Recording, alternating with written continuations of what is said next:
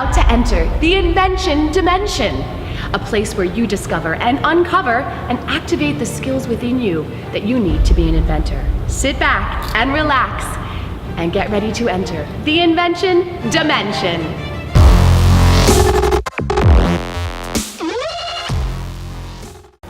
Welcome to Invention League's Invention Dimension. I'm Professor Prototype, and today we're talking about problems. We know problems are everywhere.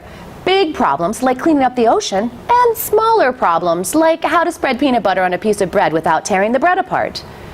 Once we see the invention that has been created to solve a problem, it's easier to identify the problem.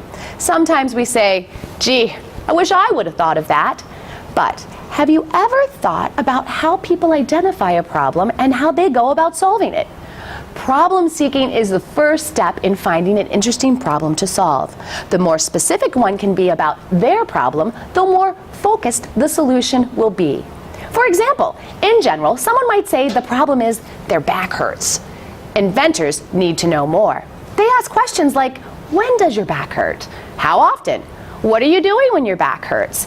Where does it hurt? The more questions you ask about a problem, the closer you'll be to solving it in a new and innovative way. Throughout history, inventors have been motivated to create because they want to help others and improve their lives. And they need to solve a problem often, either by building a prototype or starting a business. Their eyes and minds are open. Whether it's their own problem or recognizing one in everyday people, like a bus driver, banker, or police officer, inventors want to help. Inventors might even be inspired by nature, like Swiss engineer George de Mestral. He took his dog for a walk and discovered prickly burrs stuck all over his dog. He decided to take a closer look to see how it was sticking so well on his dog. Aha! The burrs have small hooks at the end of each needle. This inspired him to create what we use today to fasten all kinds of items together. Velcro! Today you're going to be introduced to a lot of different people with a lot of different problems that need to be fixed. You'll see firsthand how to generate and identify problems to solve. You get the idea. Let's go out and see what problems we can uncover today and how others find them.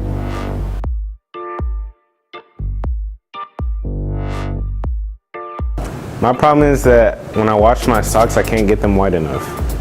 My problem is that I get headaches when I use ponytails. My problem is my phone falling through the seats when I'm trying to drive. My fresh produce goes bad in my refrigerator. An everyday problem that I see is burning my toast every day. There are many students that do not have internet connectivity at home. My problem is I slouch when I hurt my back. Problemas hay en todas partes. Está en tus manos solucionarlos. We've just heard lots of different problems from lots of different people, and that's exactly what inventors do. They solve problems with inventions.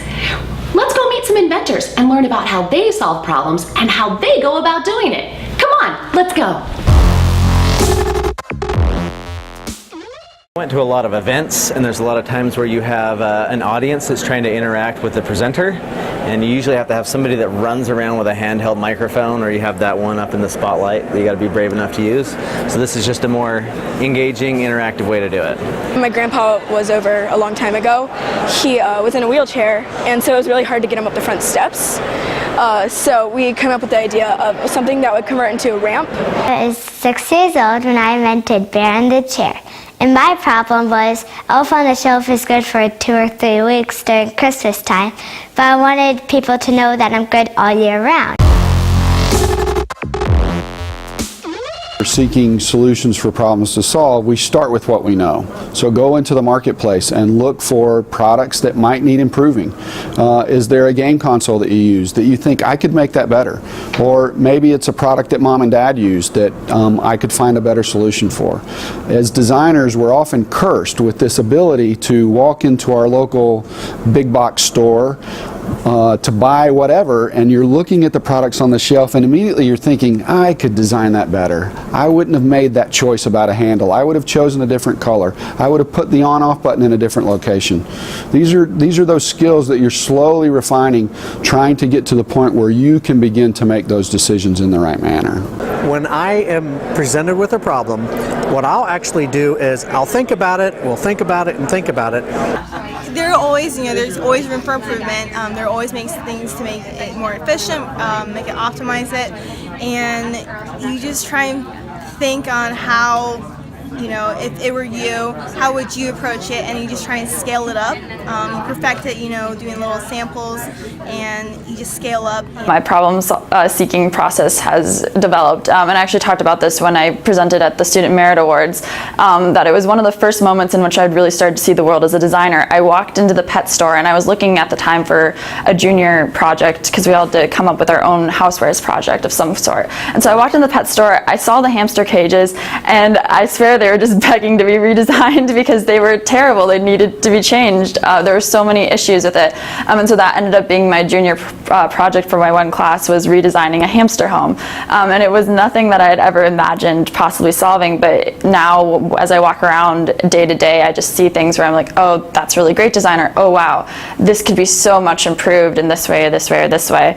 But the other interesting thing about the problem-seeking process is that there's so many different ways to go about it too, because you could look at designing for a specific niche market and solving a problem that will only really help a specific segment of people, or you could try to go something where this is just better design for everyone. And there's pros and cons to both processes, but it's really fun once you start noticing things.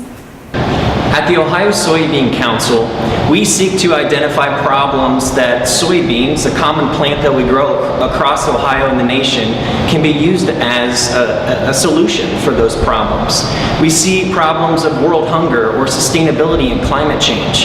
So if we zero in on the problem of climate change and sustainability, we see that soybeans can actually be used as a drop-in alternative to non-renewable resources like petroleum and oil. Biomimicry is the process of looking at nature, learning from it, emulating nature to solve human problems, to create new inventions, new products, new solutions, actually improving whole cities. It's really exciting and an awesome tool for young inventors because often they overlook nature.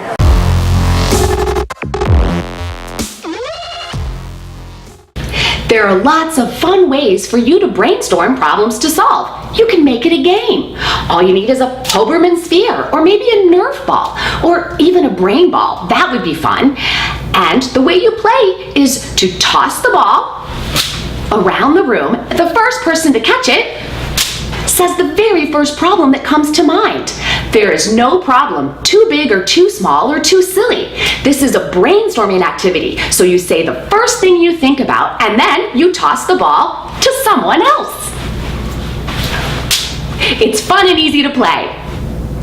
It's time for you to put on your thinking cap and think about what problem you'll solve with invention.